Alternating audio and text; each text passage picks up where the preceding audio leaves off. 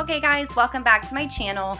This video here is going to be part 2 of the story of kind of what's been going on the last month or so, kind of health-wise, and kind of what happened at my update with my appointment with my endocrinologist. So if you haven't already seen that first video, go back and watch that. I will link it down below so that you can kind of get an update on what's going on. But this is kind of part 2 of the story. So I had an appointment with an endocrinologist, and in our family, we're a little bit familiar with that type of specialist. My husband is type 1 diabetic, and he's actually seen at the same doctor's office where they referred me. So that was at least something that was a little reassuring, that at least we weren't totally going in blind on what these doctors do, where the office is, that sort of thing. So went in to see the doctor. Had a good appointment with her. Basically, she kind of walked me through a few different things and explained what the story was with the adrenal insufficiency. So she suggested that it's not in fact adrenal insufficiency, that it's basically just withdrawals from having been on the steroids. So she doesn't think that my adrenal glands are functioning any differently than they always have been. So that was one thing that was interesting, that it sounded like I was getting conflicting information, but she's the specialist, so she would know, I guess, better than anybody. So we discussed that it may not in fact be the adrenal insufficiency. She also suggested that I may have some other things going on that were causing the fatigue, like vitamin D deficiency, so maybe something with my with my thyroid.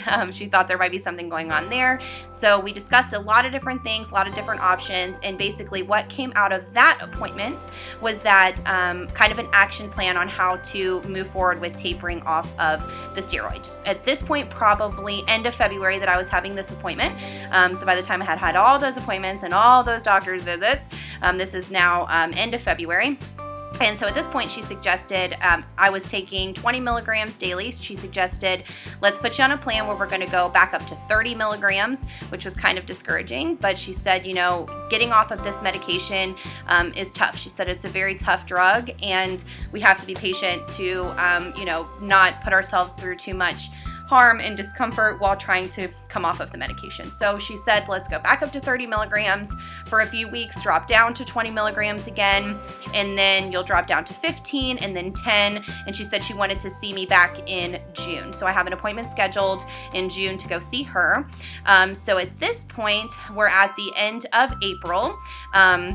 As of this very moment, with regard to the steroid, I am on 20 milligrams today, and actually starting tomorrow, we'll be dropping down to 15 milligrams. So things are going okay. I'm still here and there having the lightheadedness and the kind of blood pressure issues. Mostly what I'm experiencing now is a lot of muscle aches and pains, which is really frustrating. Just feeling like my joints hurt. I know that that's another side effect. I've had a lot of other kind of weird side effects. Like I feel like I'm losing a lot of my hair, which is really weird. My husband tells me I'm paranoid, but yeah, that's one thing I've noticed too. So some kind of weird side effects, but hopefully all of those things will resolve themselves when I am completely off of the steroid, which at this rate, I'm not sure when that will be. The only other thing I did want to mention about my appointment with the endocrinologist is, like I said, she thought maybe I was having vitamin D deficiency or something with my thyroid going on that was causing the other issues with fatigue. So while I was at her office that day, she also wanted to have some blood work done. So luckily her office is at a hospital, so I just went down to the lab, had blood work done, and the results were back within a couple days. She said my vitamin D was a little low, so she had me pick up vitamin D to take over the counter. So now that has been added to my list of daily medication. So hopefully that'll be okay, and maybe I'll be able to come off the vitamin D and everything else soon. But like I said, I have my next appointment scheduled with her in June, so hopefully I'll have a good update then. Hopefully by the time I see her, I will be down to 10 milligrams, and then hopefully we'll be moving in the right direction to go from, she told me that it's really, really difficult to go from 10 milligrams to 0. So that's making me a little bit nervous, but in the end, it'll all work out and we'll get to where we need to be. We'll get off of this medication eventually. So thank you guys so much for watching these updates. Hope you found them informative. Would love to hear from those of you who've experienced adrenal insufficiency, experienced conflicting information from doctors, because how do you deal with that? And anybody that's been on these steroids. I know that they talk about short-term use. Some people take them for different things for a week or two here and there. And at this point, I've been on them since October, so for about 6 months. So I guess that's more long-term use, I guess is what they're saying. So anyhow, thank you guys so much for watching. Really appreciate your love and support, and I will see you in my next video.